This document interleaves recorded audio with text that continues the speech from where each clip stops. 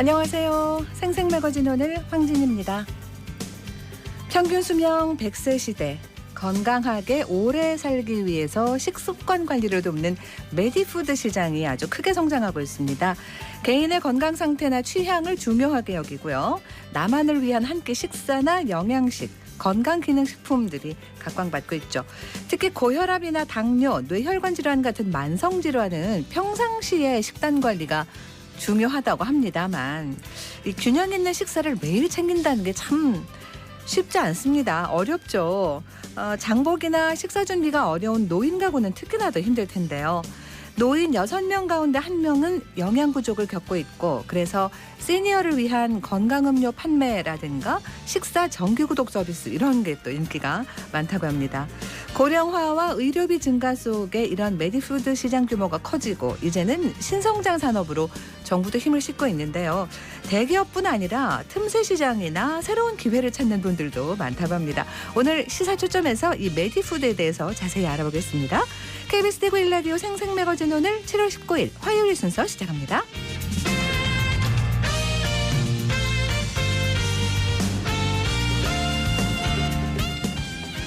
생생매거진 오늘은 대구와 경북 지역민 모두가 함께하는 시사 정보 프로그램입니다. 오늘도 청취자 여러분 곁에 한 걸음 더 가까이 다가갑니다. 안동, 포항, 울릉 연결해서 날씨와 소식부터 전해드립니다. 안동입니다. 경북 북부 지역 장맛비가 그치고 다시 무더위가 찾아오겠습니다. 한낮 기온 안동 32도, 영주 31도까지 오르겠고 체감온도는 33도를 웃돌 것으로 보입니다. 더위뿐만 아니라 낮 동안에는 자외선과 오존까지 말썽을 부릴 것으로 보이니까요.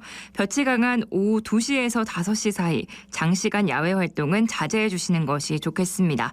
한편 경북 북동산지에는 오후에 소나기 소식이 있으니까 외출하실 때 우산 챙겨 나가시는 게 좋겠습니다.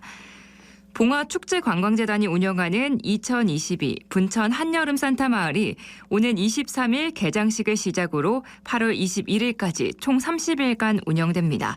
한여름의 산타마을은 지난 2년 동안 코로나19 여파로 온라인으로 개최됐는데요. 올해는 온 오프라인 모두 개방하기로 하고 한여름이란 계절적 요소를 가미해 이색적인 계절 테마형 콘텐츠를 강화할 계획입니다. 산타와 썸 타는 크리스마스를 주제로 무더위를 시원하게 날려줄 트리 전망대 물총대전과 산타 쿠킹 클래스 주말 이벤트가 준비되고요. 마침 밴드 퍼레이드와 비누방울쇼 특별 이벤트도 선보입니다.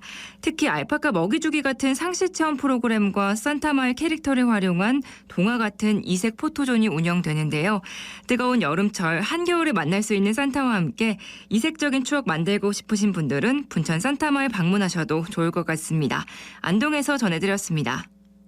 이어서 포항입니다. 비가 그치고 오늘은 낮부터 구름만 조금 지나겠습니다. 기온도 크게 오르겠는데요. 어제보다 6도 이상 높아서 32도 안팎이 예상됩니다. 옷차림 시원하게 해주셔야겠습니다. 한편 해상에는 오늘까지 너울성 파도와 짙은 안개에 주의하셔야겠습니다. 물결도 최고 4m까지 높게 일겠습니다. 이번 주 내내 하늘 흐리고 비 소식도 잦으니까요. 우산 챙겨 다니시기 바랍니다. 다음 주 화요일부터 목요일까지 포항 야구장에서 3년 만에 프로야구 경기가 진행됩니다. 프로야구팀 삼성라이온즈는 한화 이글스를 상대로 2022 KBO 리그 3연전 경기를 치르는데요. 입장권 예매는 조금 전 오전 11시부터 티켓링크에서 시작됐고요. 현장 구매는 경기 당일 2시간 전부터 가능합니다. 지난 5월 포항시는 포항 야구장을 활성화하기 위해서 KBO, 삼성 구단과 함께 포항에서 새 게임을 진행하기로 합의했는데요.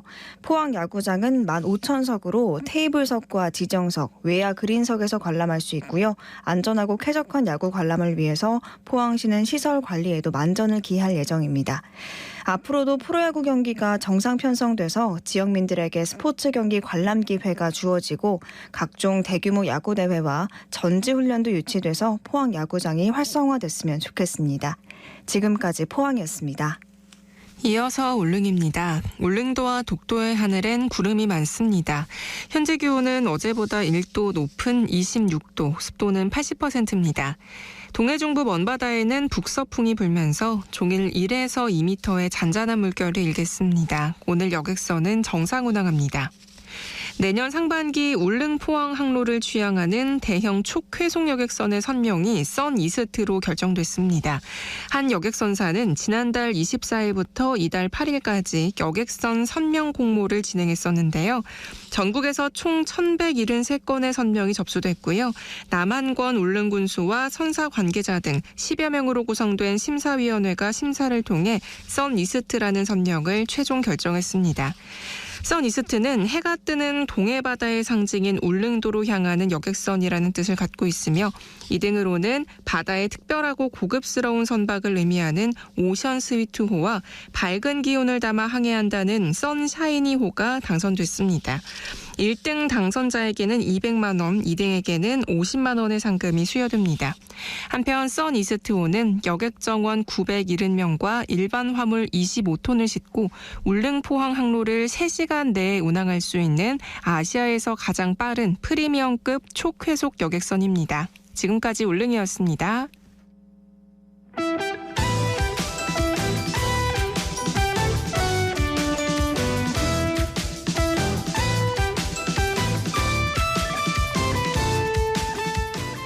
네, 오늘을 보는 키워드 뉴스 화요일에는 매일신문 구민수 기자 함께합니다. 어서 오세요. 네, 안녕하십니까. 네, 첫 번째 키워드 뭔가요? 네, 경대병원입니다. 네, 옮긴다고 그런 네, 얘기 나왔죠? 맞습니다. 네, 경북대와 경북대병원이 최근 민선 8기 출범에 맞춰서 중구 삼덕동 경북대병원 본원 이전 방안을 마련하기로 했습니다. 네.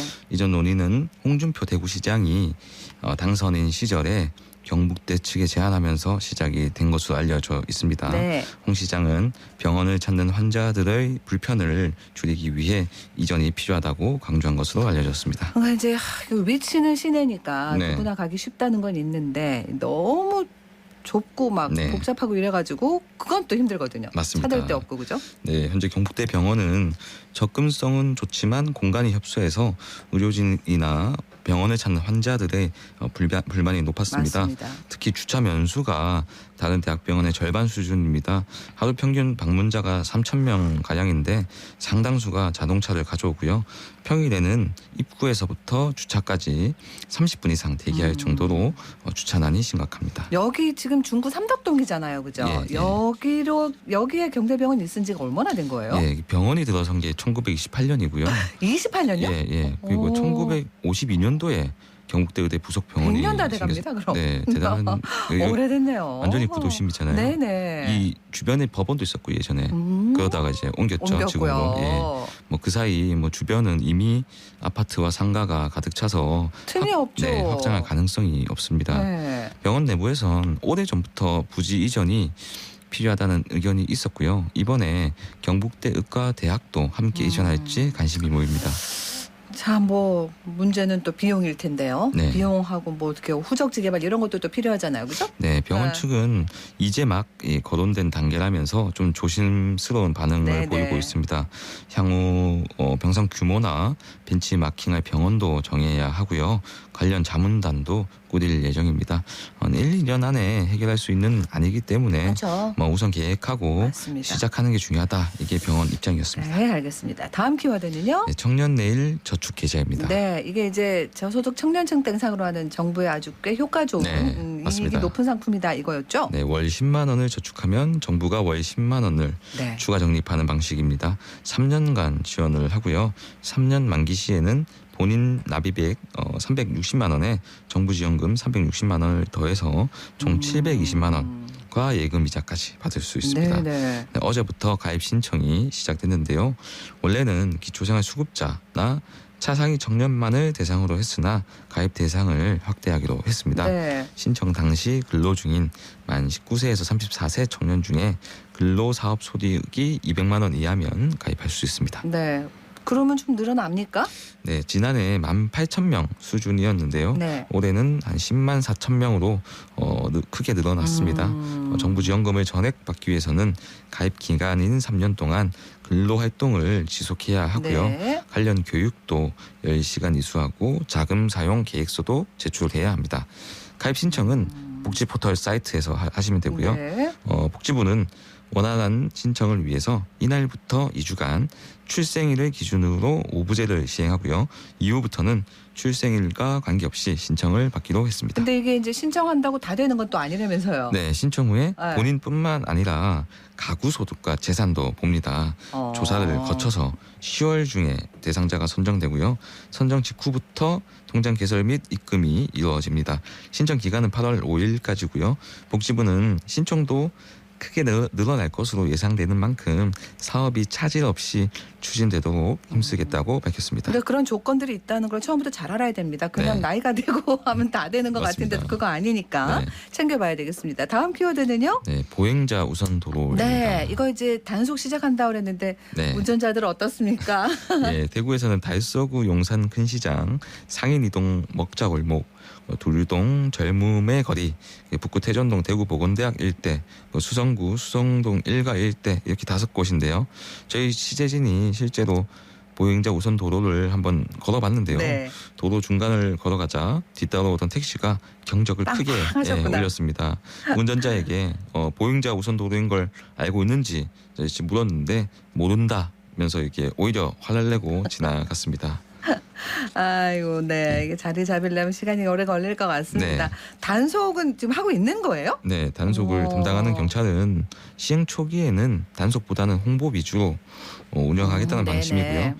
이 와중에도 대구시는 보행자 우선 도로를 조금 더 확대할 계획인데요. 좀 더 실효성 있는 대책이 필요해 보입니다. 관련 법에 따르면 지방자치단체장은 교통사고가 우려되는 이면 도로를 보행자 우선 도로로 지정할 수가 있습니다. 네. 대구시는 안내 표지판 시안은 이미 준비를 했고 규격만 정해지면 빠르게 설치하겠다고 밝혔습니다. 자, 얼마나 빨리 될지 이거 시민의식인 것 같은데 한번 우리가 서로 지켜봐야 되겠습니다. 네. 다음 키워드는요? 네, 축제 쓰레기입니다. 네. 네. 아이고, 여름 대구 축제 엄청 많은데 네, 좀 씁쓸하죠? 맞습니다. 네. 올해 친백 페스티벌 기간 중 발생한 폐기물이 약 60톤이라고 합니다. 60톤. 예. 어마어마한 겁니다. 네, 코로나19 이전에 발생하던 50에서 55톤보다 한 20% 정도 늘었던 건데요. 파워프 축제 기간 중 배출된 것도 41톤에 달한다고 합니다. 네. 동성로 일대 주말 평균 15에서 25톤 정도 배출이 된다고 하는데 한 2배 정도 늘었던 거고요. 축제 때 마구잡이로 좀 벌려져서 시민들은 맞습니다. 눈살을 찌푸렸고 환경미화원 분들이 이 무더위 속에서 끊임없이 쓰레기를 처리해야 했습니다. 네.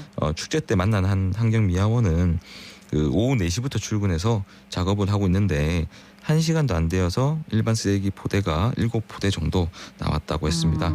당연히 분리수거도 안 됐고요. 네. 올해는 친환경 축제를 위해서 플라스틱 사용을 줄이는 방안도 도입하기도 했지만 효과는 적었습니다. 3년 만에 열리고 해가지고 진짜 너무 많은 분들이 아마 그 갈증이 있었을 테고 그래서 진짜 더 많은 분들이 대구를 또 전국에서 찾아오시고 네. 대구 시민들도 너무 좋았습니다.만 쓰레기 처리라는 참 이게 뭐라 해야 될까요? 이건 네. 당연한 건데 이게 아직도 네. 안 되고 있습니다. 그죠? 숙제 같은 거였죠. 맞습니다. 저도 지난주 목요일 저녁에 취재차 팀원들과 치맥 축제 현장에 갔었는데 네. 사람이 엄청 많더라고요. 네. 근데 자리가 없어서 축제는 즐기지 못 못하고 즐기시고. 인근의 7호 광장에 있는 치킨집에서 회식을 했는데요. 네. 이 전문가들은 이 친환경을 좀 실천할 수 있는 적극적인 축제 기획이 필요하다고 강조했습니다. 네. 이재혁 대구 경북 녹색연합 대표는 일회 용기를 사용하면 환경 기금을 부담하거나 아니면 친환경 구역을 만들어서 이 본인이 식기를 가져오면 식사 자리를 보장하는 이런 방식의 아이디어가 필요하다 제안했는데 그 가격 같은 거 조금 DC해주고 맞습니다. 그죠? 예, 저희도 자리가 없어서 회식을 못했지만 그러니까. 만약에 이런 소식을 알았다면 그죠? 일에 가져가서 가져가죠. 예, 맞습니다. 그 자리에 마련된 곳에서 또 축제를 즐길 수 있을 것 같습니다. 그런 거 좋으네요. 네, 이런 식으로 하여튼 네. 친환경을 위한 네. 아이디어가 더 많이 필요할 것 그럼요. 같습니다. 이제 그런 것까지 챙기는 축제로 또 한 걸음 더 나가야겠습니다. 네. 다음 키워드는요. 대구 경북 현해관입니다. 요 지난 10일인가 불 났다고 네, 했었는데 맞습니다. 어때요 지금은? 좀 거의 일주일 만인데요. 네네. 어제부터 좀 정상적인 업무가 가능해졌습니다. 네. 대한적 십자사가 홈페이지 공지사항을 통해서 밝혔는데요. 화재로 인해 축소 운영하던 헌혈의 집이 정상 운영한다는 소식을 알렸습니다. 또 화재 여파로 대구 경북 헌혈의 집이 12곳인데 네 곳만 운영해 네네. 왔거든요. 지난 주말 동안 조금씩 정상화가 되기 시작해서 어제부터는 가까운 곳에서 헌혈을 할 수가 있습니다. 네. 하지만 화재 여파가 완전히 가신 건 아니고요. 22일까지는 성분 헌혈이 불가능하고 아직 안 되는군요. 전열 헌혈만 가능합니다. 이거 원인은 밝혀졌습니까? 네, 아직까지 화재 원인은 조사 중이라고 하고요. 네. 현재 혈액원은 화재 발생 장소인 본원의 청소와 철거 작업을 끝냈고요. 소방 안전 점검 결과를 기다리고 있습니다. 네. 혈액원 본원 업무는 별관을 임시 공급소로 지정해서 사용하고 있습니다. 대구 경북 혈액원은 성분 헌혈에 필요한 교반기도 이번 달 안으로는 갖추겠다고 네네. 밝혔고요. 또 요즘에는 또 코로나19 확산세가 거세지고 있어서 헌혈이 줄어들까봐 좀 걱정스러운 대목입니다. 그렇습니다. 자, 다음 키워드 마지막 되겠네요. 네, 3호선입니다. 네, 도시철도 3호선 얘기하시는 거죠? 네. 올해 여름도 덥고 습한 날씨가 이어지면서 대구 도시철도공사가 전차선 특별 점검에 나섰습니다. 네. 지난 6일부터 다음 달 12일까지인데요. 이 절연 장치 손상 여부와 전차선 마모를 좀 세세하게 점검하겠다고 밝혔습니다. 작년 7월에도 이거 3호선 용지역에서 멈추는 사고가 있었고 겨울에 눈 많이 와서 네. 멈추고 이랬었는데 그렇죠. 와, 지난해 7월 것도 벌써 1년 됐습니다. 맞습니다. 네. 예, 이게 절연 장치가 고장이 났었는데 지난해 7월에는 이 열차가 지나갈 때 이 생기는 충격 하중에다가 이게 고온 다습한 환경이 더해져서 파손 사고가 발생했다고 했습니다. 또 지난해 사고가 발생한 용지역은 회차 구간이라서 그렇습니다. 다른 역들에 비해서 열차 이동이 좀 잦은 편이고요. 전차선의 구조도 복잡하다고 합니다. 또 3호선 회차 구간이 용지역, 칠곡 경북대병원, 또 비상회차 구간이 달성공원 이렇게 세 곳인데요. 네. 여기에 대해서는 좀 정밀 점검에 나서겠다고 했고요. 또 전문가들 얘기를 들어보면 절연 장치 같은 소모품은 환경적인 변수가 있어서 네네. 교체 주기를 좀 그렇습니다. 앞당기는 것이 예. 좀 해결책이 될 수 있다고 합니다. 현실적인 방안 빨리 찾아야겠습니다. 그러니까 3호선이 이게 지상철이잖아요. 네, 맞습니다. 어쨌든 외부 환경에 그대로 노출이 되다 보니까 여러 가지 다 챙겨야 될 게 많고 위험 요소가 더 많다는 맞습니다. 얘기거든요. 예. 그죠? 또 여름철에는 태풍 때도 좀 취약한데요. 맞아요. 예. 2018년 7월에도 그 태풍 때문에 좀 열차 운행이 중단되는 사례가 있었습니다. 네. 또 유사한 사고가 발생하지 않게 철저하게 점검해야겠습니다. 네, 오늘 여기서 마무리할게요. 고맙습니다. 네, 감사합니다. 신문 김은수 기자와 함께했습니다.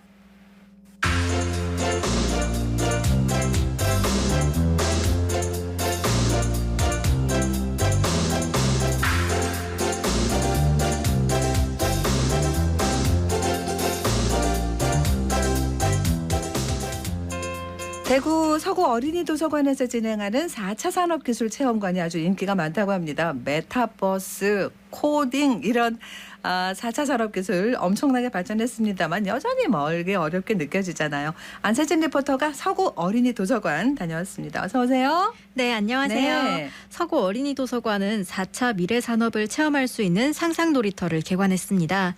도서관 1층과 2층을 활용해서 여러 체험 공간과 수업 공간을 만들었는데요. 네. 코딩이나 로봇 프로그래밍, 3D 디자인 등 다양한 4차 산업 콘텐츠를 체험해 볼 수 있고요.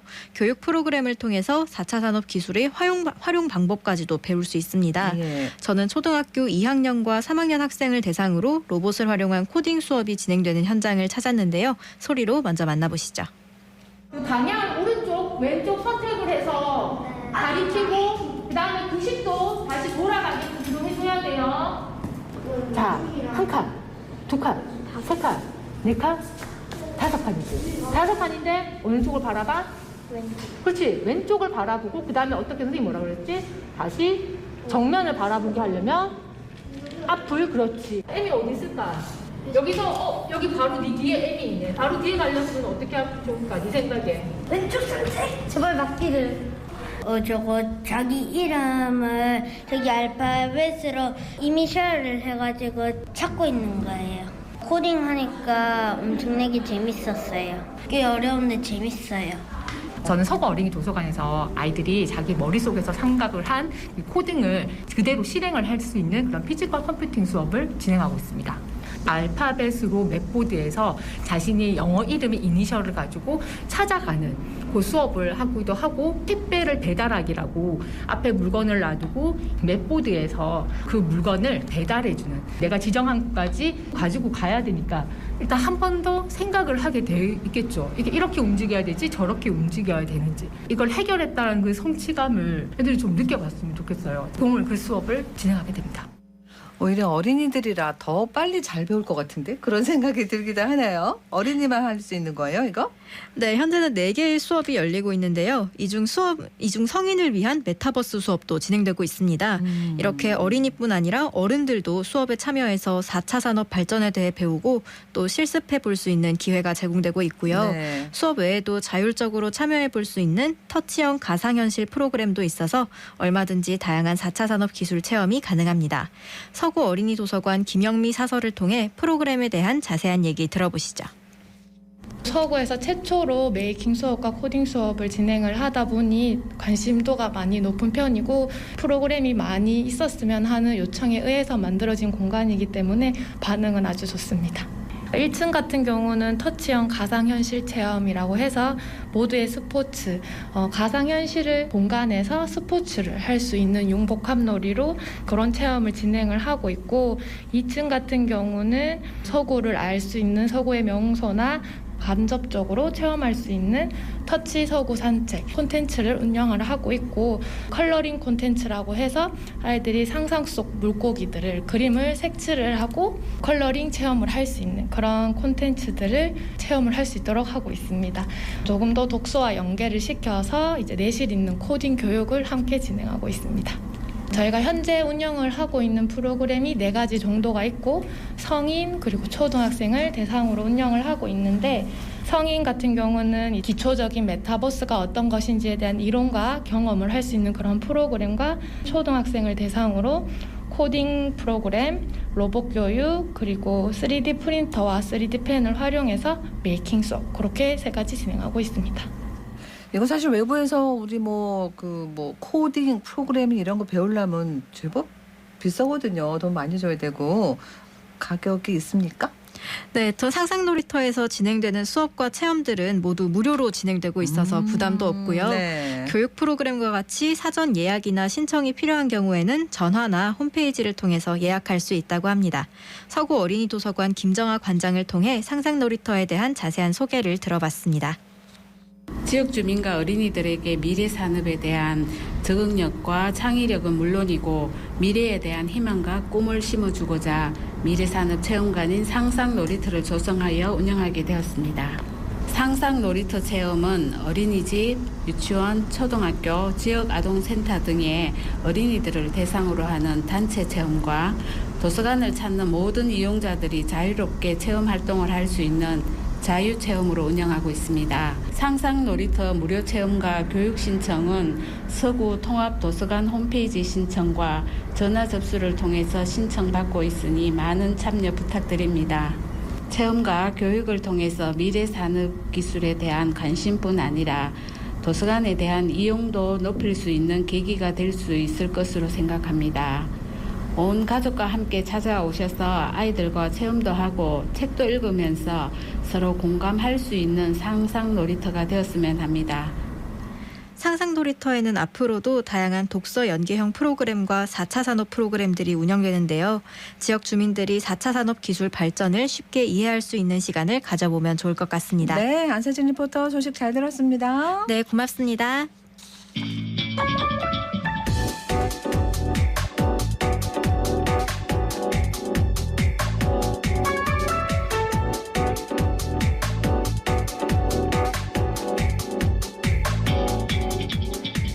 묻고 듣고 생각과 마음을 나누는 방송. 지금 여러분께서는 대구 경북을 보고 듣는 생생 매거진 오늘을 함께하고 계십니다.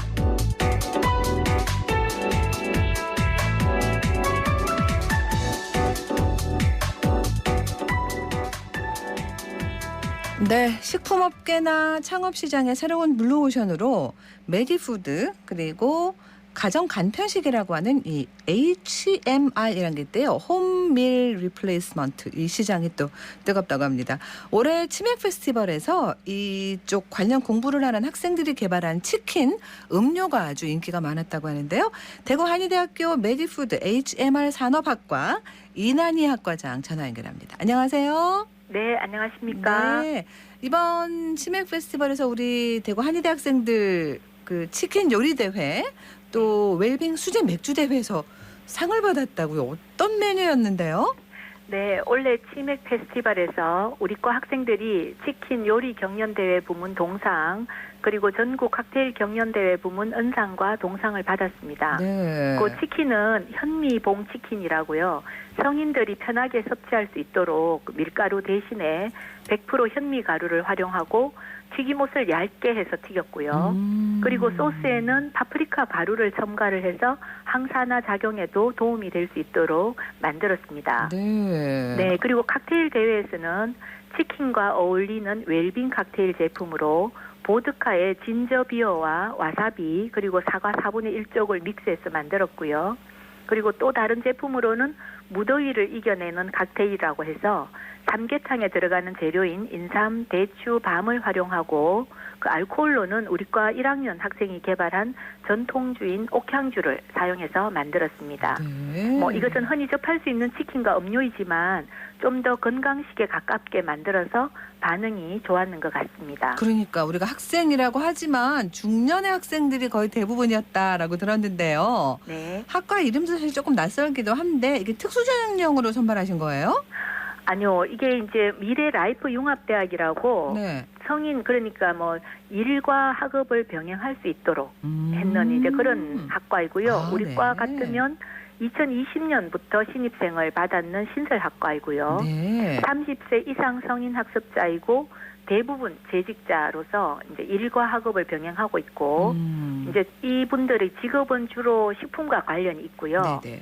이제 4차 산업 시대의 식품 산업 시장이 변화가 되고 있으니까 여기에 이제 맞추어서 함께 발전하고자 하는 목표를 가졌는 학생들이라서 굉장히 이제 진취적이고 조금 도전적인 학생들이다라고 보시면 되고요. 아, 네. 그리고 이번에 이제 코로나로 인해서 가정 간편식 조금 전에 말씀하셨는 홈밀 리플레이스먼트의 필요성이 크게 대두되지 않습니까? 네. 그런데 이제는 또 이제 지금 코로나가 한 2년 정도 지나고 나니까 일반적인 가정 간편식에서 건강을 고려한 맞춤식 가정 간편식이 부각되고 있습니다. 네. 이제 여기에서 말하는 맞춤식이 바로 메디푸드라고 볼 수 있는데요. 이제 보통 메디푸드라고 하면 메디컬 푸드라고 해서 뭐 환자식, 뭐 치료 목적으로 하는 기능성 식품으로 알려져 있지만 우리 학과에서의 메디푸드는 일상적인 음식에 들어있는 그 영양소와 그 기능성 물질, 뭐 흔히 파이토케미컬이라고 하는데 네. 이러한 물질의 균형을 맞춘 메디푸드로서 가정에서 스스로 건강 관리를 할 수 있도록 하고 여기에 이제 제품을 개발하는 학과입니다. 메디푸드라는 게 요즘도 관심 많고 이게 갈수록 더 관심이 많아지지 않을까 싶고요. 네. 네, 그러니까 이제 우리가 지금까지 뭐 약선이라는 것도 있었고, 네. 그러고 아주 쉽게는 건강식품 뭐 이렇게 있었잖아요. 네네. 그럼 이런 거하고는 좀 다르다고 봐야 됩니까? 네, 이제 우리 과에서 말하는 메디푸드는 약과 음식의 중간 역할이다라고 보시면 되고요. 네. 특히나 이제 만성 질환이 있는 분들 같은 경우에는 음식을 잘 알고 먹으면 약이 될 수 있지만 잘못 알고 먹으면 뭐 오히려 병이 된다 이런 말들이 많지 않습니까? 음식이 약이다 뭐 이런 거죠. 네네. 네. 그런데 이제 환자가 되어서 병원에 가면 그 질병에 맞게 영양사에 의해서 환자식을 먹을 수 있는데 네. 이제 퇴원한다든지 뭐 가정에서 뭐 이런 만성 질환자들도 많잖아요. 네. 그리고 일반 사람들도 가정에서는 그냥 여러 가지 이제 정보에만 의존해서 식이 섭취를 하고 있지 않습니까? 네네. 그래서 이런 일상생활에서 식이 관리가 필요한 만성 질환자를 관리할 수 있도록 이런 음식이 메디푸드이고요. 그리고 메디푸드 관리식을 가정 간편식 형태로 만들어서 제공할 수 있도록 하는 네. 그런 분야입니다. 그렇군요. 그러니까 이제 예를 들어서 말씀하신 그런 만성 질환, 뭐 당뇨에는 뭐가 좋다, 네. 고혈압에는 뭐가 좋다 이렇게 해서 우리가 어떻게 보면 어떤 한 가지 만성 질환에 네. 그거 좋은 것만 예를 들어 뭐 먹는다든가 그런 거는 많이 있었어요. 지금까지도 그렇고. 네. 근데 이게 오히려 너무 한쪽으로만 치우치니까 네. 안 좋을 수 있다는 얘기도 있지 않습니까? 네, 맞습니다. 그죠? 네. 네, 그래서 이제 보통 요즘 또 트렌드가 개인의 뭐 생애 주기별이나 취향이나 건강 상태를 고려해서 뭐 나만을 위한 한 끼 식사, 네. 뭐 이게 맞춤형이잖아, 그죠? 네. 영양식, 건강기능식품 뭐 이런 걸 선택하는 트렌드가 확산되고 있는데요. 실제로는 정확하게 모르고 섭취하는 경우가 많아요. 조금 네. 전에 말씀하셨다시피 특히나 뭐 요즘 단백질이 좋다 하니까 뭐 프로틴 제품 지나치게 잘 나가고 있고요. 네. 그리고 뭐 탄수화물 또 많이 먹으면 안 된다라고 하니까 또 뭐 지나치게 줄인다든지 네. 뭐 이렇게 해서 오히려 이제 건강에 해가 안 좋은 될 거죠. 네네. 맞습니다. 이게 이제 문제가 될 수 있습니다. 예. 그런데 또 요즘 현대인들은 뭐 이런 거 다 안다고 할지라도 매끼 식사 준비하기가 쉽지 않거든요. 네. 그래서 뭐 사실은 일상생활에서 이러한 소박한 밥상이 균형식을 이루면 건강을 유지할 수 있는 비법이라고 아주 이제 쉬운 일상적인 이야기인데 맞습니다. 이걸 실천하기가 이제 어렵다는 거죠. 네. 자, 실제로 지금 출시돼 있는 메디푸드들이 많이 있습니까? 네, 2021년에 작년이죠. 농림식품기술기획평가원에서 발표했는 메디푸드 및 고령 친화 식품 동향 보고서에 보면요. 식품의약품안전처에서도 이미 식단형 식사관리식품으로 당뇨 환자용 밀키트가 나와 있습니다. 그리고 신장 질환자용 도시락도 나와 있고요. 그렇군요. 네, 그러니까 이제 대기업에서도 지금 다양한 메디푸드를 출시를 하고 있는 실정인데 네. 지역 사회에서 뭐 이런 일상생활을 하는 일반 만성 질환자들에게는 아직 손쉽게 활용할 수가 없는 상태죠. 네. 그렇습니다. 근데 학교에서 학과를 정해서 이렇게 메디푸드 개발하고 하시는 걸 하시네요. 네네. 네. 네, 그래 저희 과 같은 경우에는 이제 메디푸드 메뉴 개발사 그리고 HMR 제품 개발사 2급 건강식이고요. HMR 제품 개발사 1급은 만성질환 관리식 해서 이런 자격증에 맞추어서 커리큘럼을 운영하고 있고요. 자격증도 있군요, 또. 네네. 그래서 이제 이런 자격증을 활용해서 새로운 직업군으로서 창업을 할 수 있고요. 예. 그리고 이제 환자식이라고 해서 항상 복잡한 것이 아니거든요. 이제 간편하면서도 영양 밸런스가 적절한 뭐 컵밥의 형태라든지 네. 그리고 미량 영양소가 보충되어진 고령 친화 간식, 뭐 노인들이 항상 떡만 드시면 안 되지 않습니까? 맞습니다. 그렇죠? 그래서 이제 고령자를 위한 영양 보충 간식 같은 것도 현재 개발을 하고 있습니다. 네. 앞으로 뭐 진짜 그 고령층이 많아지니까 네. 그냥 물리적으로도 많아질 텐데 이 메디푸드 시장도 그만큼 더 확대되겠어요. 네, 어떻게 네. 예상을 합니까? 네, 메디푸드 시장이 지난해 2천억 원을 돌파한 것으로 이미 알려져 있고요. 네. 그리고 건강관리식품 전체 시장을 포괄하면 2조 5천억 원 규모로 성장을 했습니다. 네.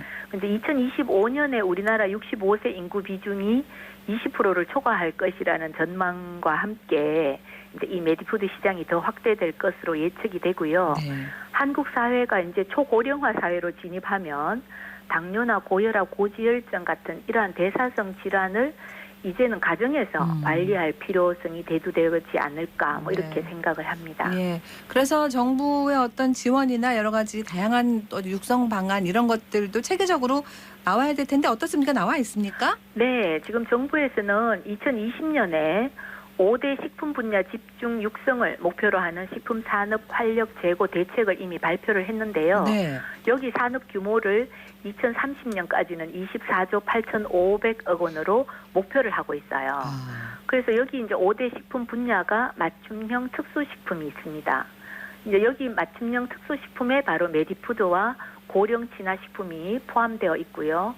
이에 따라서 이제 일자리도 증가할 계획을 하고 있죠. 자, 그러면 이걸 이제 어떻게 보면은 뭐 대기업의 진출도 있습니다만 이렇게 학교에서 교수님처럼 자체적으로 뭔가를 만들고 하는 게 오히려 더 활성화되지 않나? 돼야 되지 않나? 그런 생각도 들기는 하거든요. 네네. 그래서 우리 지역 안에서도 이런 메디푸드 사업을 잘 좀 활용하고 활성화를 시키면 좋겠다 싶습니다. 네. 적용해본 사례가 있습니까? 네네. 2020년에 이제 코로나가 터지면서 바로 이제 이런 사업들이 많아졌는데요. 대구시 남구청에서 실시했는 그 보건복지부 시범 사업인데요. 장애인 돌봄 사업을 함께 했습니다. 그때 이제 코로나를 겪으면서 활동이나 움직임이 낮은 장애인들에게 이제 열량을 계산해서 맞춤형 도시락을 만들어서 제공을 했고요. 그리고 달서구 상인 3동의 행정복지센터에서 실시했는 고혈압 당뇨 노인들을 위한 맞춤형 도시락 사업, 그리고 이제 경산시에서 산수유, 당귀, 산약 같은 이러한 약용작물, 뭐 지역 특산물 같은 이런 약용작물을 제공을 해서 거기에 이제 맞춤형 메디푸드 HMR 제품 개발 사업을 해서 저희들이 뭐 산수유, 뭐 콜라겐 젤리나 그 식혜 같은 것도 만들었고요. 관절 강화 식혜 같은 것도. 그런데 이제 현재는 아직까지도 동구 노인종합복지관에서 진행하는 재가 노인 관리 사업, 그리고 뭐 경산시 두꺼비 협동조합에서 제가 노인 돌봄 사업 같은 거를 현재 함께 진행을 하고 있고요. 네. 이제 요 내용은 주로 노인분들에게 필요한 그 영양소가 골고루 함유되어져 있는, 어디에 치우치지 않는 이제 이러한 것을 이제 반찬이나 도시락을 제공하는 사업이고, 앞으로 지역 사회와 연계해서 더욱더 많은 사업이 진행될 것으로 뭐 저는 예상을 하고 있습니다. 네. 지역에서 좀 확대를 많이 해야겠다. 좀 전에도 그런 생각이 들었습니다만 그런 방법도 많이 고민하고 계시겠어요? 네네. 네. 저희 과가 2020년에 개설되면서 경산의 중앙병원하고 이미 MOU를 맺었어요. 네. 그래서 제가 이제 우리 학과가 지역사회 병원과 함께 연계를 해서 퇴원 후에 만성질환자들 일정 기간 동안 가정관리식 사업 같은 거를 학과와 함께 진행을 했으면 하고요. 네. 그리고 이제 지역 내에서는 뭐 공유 주방 같은 거를 활용한다든지 해서 지역 특산물을 활용해서 미량 영양소나 뭐 그 안에 들어있는 기능성 물질 이런 게 이제 함유되어져 있는 고령 친화 식품 개발 사업도 확대할 수 있을 것으로 저는 기대를 합니다. 네, 그런 기대 꼭 그렇게 현실로 다가오면 좋겠습니다. 고맙습니다. 네. 오늘 말씀 잘 들었습니다. 네, 감사합니다. 네, 대구 한의대학교 메디푸드 HMR 산업학과 이난희 학과장과 얘기 나눴습니다.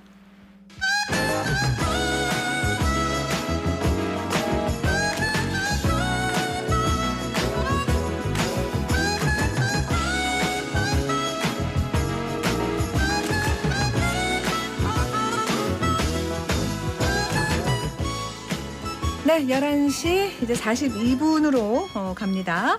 단독주택이나 아파트 말고 우리 주변에 주거용도로 쓰는 건축물들이 있습니다. 오늘 어쨌든 경제에서 이 생활형 숙박시설에 대해서 한번 알아볼게요. 대구 경북 부동산 분석학회 송원배 이사 나오셨습니다. 어서 오세요. 네, 안녕하세요. 네, 생활형 숙박시설이라는 게 뭘 말하는 거예요? 네, 숙박시설은 이제 일반형과 생활형 숙박시설로 나뉘는데요. 네. 이제 우리가 일반 숙박시설이라 하면 여관, 모텔 등에 가보면은 치사가 불가능하고 잠만 잘 수 있는 것을 말하고요. 네네. 이 생활형 숙박시설은 취사가 가능합니다.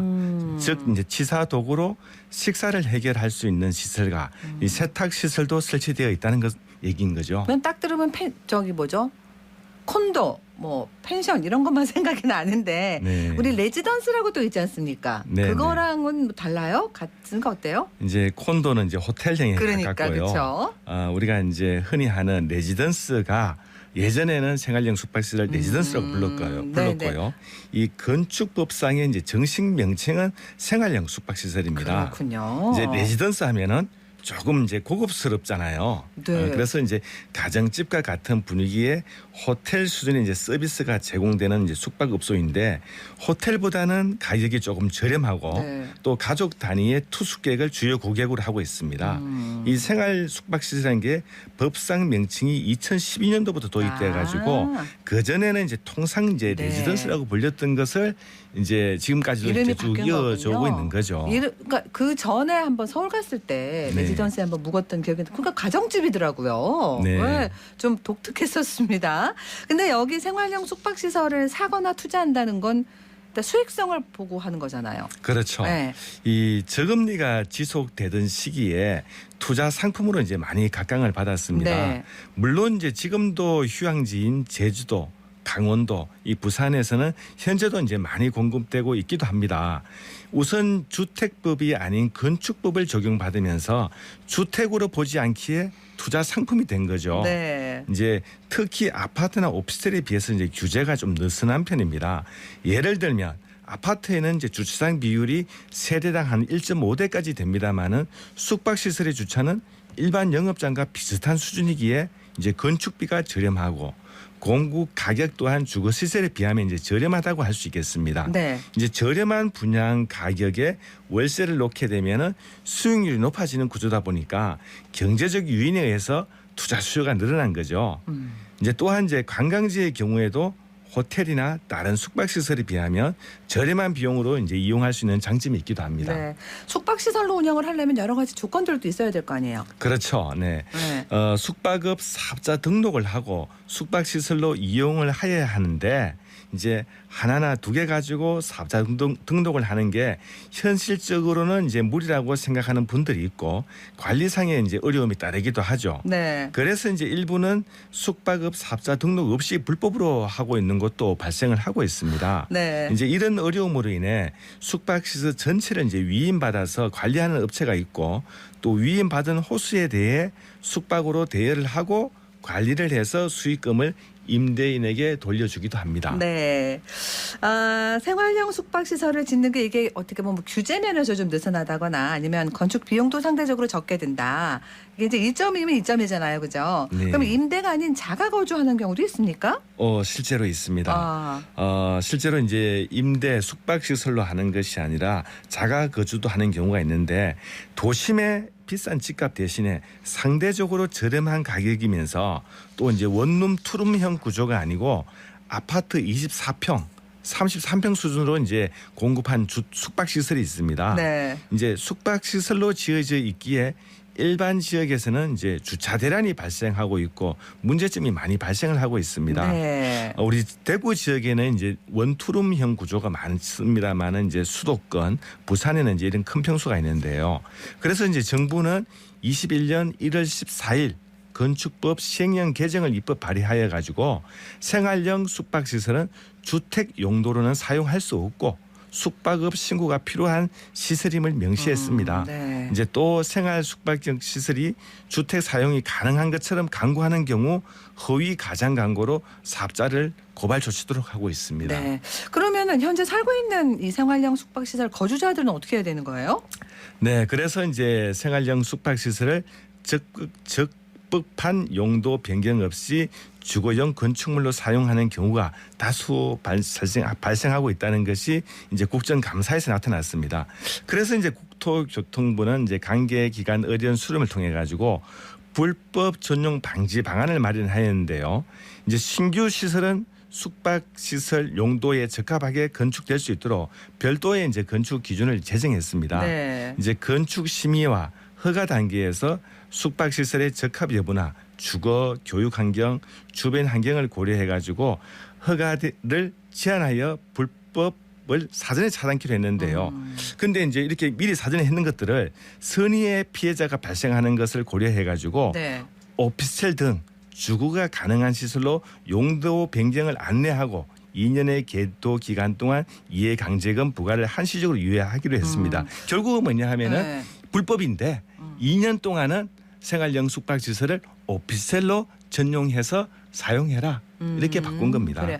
그러면 현재 살고 있는 이 생활형 숙박시설이 오피스텔로 전환이 된다 그러면 거기서 오는 문제점이나 이런 거는 뭐 없습니까?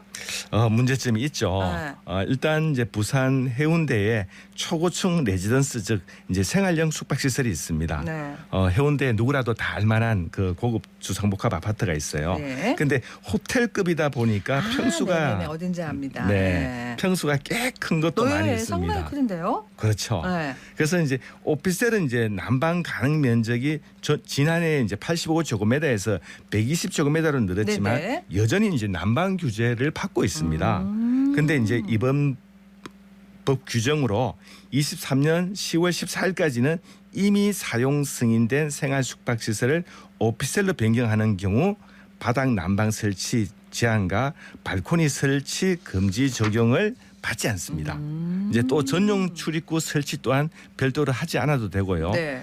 그럼에도 불구하고 주차 시설이 넉넉지 못한 곳이 많아 주차에 어려움은 있을 것이라고 예상이 되고 있습니다. 네. 그런데 법 시행 이전에 분양 공고를 했거나 지금 공사하고 있는 단지는 그럼 어떻게 되는 거예요? 그렇죠. 이제 살고 있는 단지가 있고 지금 이제 공고를 해서 공사하려고 하는 단지가 있는데 이런 것들은 허가 사항을 변경하면 오피스텔로 변경 가능하고 네. 또 기존에 적용된 발코니 설치와 바닥 난방의 면적 기준 없음과 전용 출입구 설치 없이도 설계 변경이 가능합니다. 그런데 우리가 오피스텔은 아파트처럼 전용 면적 산정 방식에서 안목 치수를 적용하지만 이 생활형 숙박시설은 중심선 치수로 이제 전용 면적을 산정하고 있는데 그것 또한 인정해주고 있고요. 국토교통부는 이제 생활 숙박시설의 주택 불법 전용 이제 방지를 위해서 계도 기간 이후에는 숙박업 신고를 하지 않거나 주거용 건축물로 용도 변경을 하지 않은 경우에는 앞으로는 계속 단속해 나갈 예정이라고 합니다. 도시에서도 민박을 합니다. 그죠? 뭐 에어비앤비 뭐 이런 거 있지 않습니까? 이거는 어떤 운영 조건이 있는 거예요? 네. 요거는 이제 생활형 숙박시설하고는 또 다른 얘기인데요. 네. 이제 우리가 하는 이제 도시형 민박시설 이는 이제 관광진흥법에 따른 외국인 관광 도시 민박업에 해당이 됩니다. 네. 우선 농어촌 지역은 제외하고요. 이제 도시 지역에서 주인이 직접 거주해야 합니다. 네. 이제 에어비앤비처럼 외국인 관광객에게 한국의 이제 가정 문화를 체험할 수 있도록 적합한 시설을 갖추고 이제 숙식 등을 제공합니다. 네. 이제 시설은 단독주택, 다가구, 연립, 다세대 주택이 포함되고요. 그런데 우리 지금 도심에 보면은 오피스텔도 에어비앤비처럼 하고 있습니다. 네. 원룸에서 에어비앤비처럼 하고 있습니다. 이런 시설들은 다 불법입니다. 사실은 이제 우리가 허가를 내줄 적에 이제 주인이 실제로 거주할 수 있는 사항이 아닌 거잖아요. 네. 원룸형, 매나 오피스텔 이런 데서 불가능한 거죠. 그래서 이제 그런 시설은 아니라고 보고 있고 이제 추가적인 등록 요건을 보게 되면은 이제 외국인과 이제 의사소통이 가능한 체계를 갖춰야 하고 있고 또 위생 수준을 보장할 수 있어야 됩니다. 또한 이제 일산화탄소 경보기 설치, 소화기를 구비하고 있어야 됩니다. 네, 도시 민박업이라는 거는 그럼 아까 말씀하신 게 이게 외국인만 대상이다 이런 건가요? 이제 원래는 외국인 관광이 주 목적이었습니다. 네. 근데 이제 예외적으로 이제 도시 재생 활성화 이제 지원에 관한 법률에 따라서 외국인 관광객의 이용에 지장을 주지 않은 범위 내에서 해당 지역을 방문하는 내국인 관광객을 받고 있습니다. 에어비앤비는 그럼 이게 뭐예요? 합법인지 불법인지 이런 얘기도 많이 있지 않습니까? 많이 있죠. 네. 사업자가 외국인 관광 도시 민박업 등록 요건을 갖추면 합법이지만 네. 갖추지 않고 있으면 불법인 거죠. 그래서 에어비앤비 자체가 이제 합법 불법은 아닌 거고 사실은 이제 이런 사업자를 내고 있느냐 아니냐인 거죠. 네네. 아시다시피 이제 에어비앤비는 2008년 미국 샌프란시스코에서 시작된 공유형 숙박 서비스로 세계적 기업이 되었습니다. 네. 이제 창업자인 이들은 집세 낼 형편이 안 되었던 이 둘이 어떻게 집세를 충당할 수 있을지 고민하다가 네. 그때 아이디어 중 하나가 거실과 부엌, 방 3개가 있는 넓은 아파트를 활용해서 방을 빌려주고 식사를 제공하며 돈을 벌자는 취지였던 것이었습니다. 네네. 이 외국이나 우리나라 모두 조금의 불편을 감수하더라도 수익을 얻고자 하는 마음들이 결국은 숙박업 사업의 토대가 되었다고 할 수 있겠습니다. 알겠습니다. 오늘 여기서 마무리할게요. 말씀 고맙습니다. 네, 감사합니다. 어쨌든 경제 대구 경북 부동산 분석학교 송원배 이사와 함께했습니다.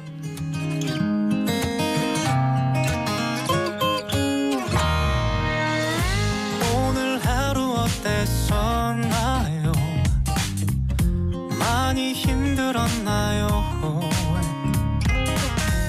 쉬지 않고 달려왔던 길에서 나와 함께 쉬어가요. 그냥 아무런 준비도 없이 떠나볼까요? 평범해도 좋으니까 우리 함께 가요. 뚜뚜루뚜뚜 행복하듯한 배낭 하나 메고서 답답했던 일상과 도심을 벗어나 뚜뚜루뚜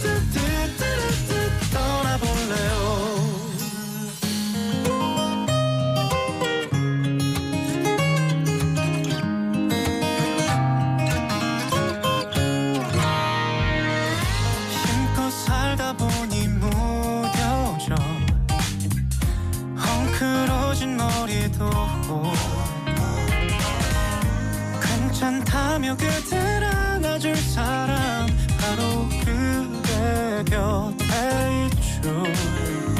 까만 선글라스 하나 챙겨서 떠나볼까요? 평범해도 좋으니까 우리 함께 가요. 뚜뚜루뚜뚜 행복 가득한 배낭 하나 메고서 답답했던 일상과 도심을 벗어나 뚜뚜루뚜뚜뚜뚜 떠나볼래요.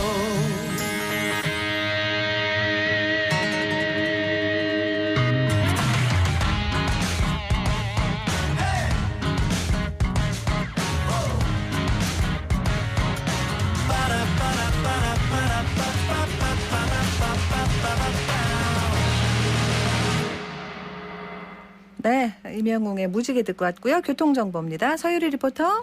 네, 먼저 시내도로입니다. 성당로 공원 내거리에서 두리봉 내거리 방향 성당못 앞 가장자리 차로에서 공사 중이고요. 달구벌대로 범어 내거리에서 만촌 내거리 구간 상습 정체 구간인 만큼 지나시는데 6분 생각하셔야겠습니다. 안심로 반야월 삼거리에서 각산 내거리 구간 제속도 못 내고 있습니다. 이어서 고속도로입니다. 경부고속도로 서울 방향 경산 113.2km 지점부터 경산 부근 115.6km 지점까지 4차로에서 기계 관련 작업 중이고요. 중앙고속도로 부산 방향 다부 부근 128.5km 구간부터 1대 1km 구간 2차로에서 비탈면 정비 작업 이어지고 있습니다. 이어서 중부내륙지선 대구 방향 달성 2터널 부근 7.4km 지점부터 달성 1터널 부근 11.4km 지점까지 1차로 따라서 시설물 점검 이어지고 있습니다. 지금까지 이 시각 교통정보였습니다. 오늘 국내 코로나19 확진자 수가 7만 명을 넘었습니다. 대구시 감염병관리지원단이 오늘 오후에 코로나19 재유행 대비 대응 전략 심포지움을 연다고 합니다. 의료와 방역 전문가들이 한자리에 모이는데요. 지금까지 경험에 더해서 좀 더 효율적인 방안, 대응 방안을 찾는 자리라고 합니다. 이 포럼을 통해 나오는 이야기들 방역 강화에 좀 분위기 전환이 되면 좋겠습니다. 7월 19일 화요일 생생매거진 오늘 여기까지입니다. 함께해 주신 여러분 고맙습니다.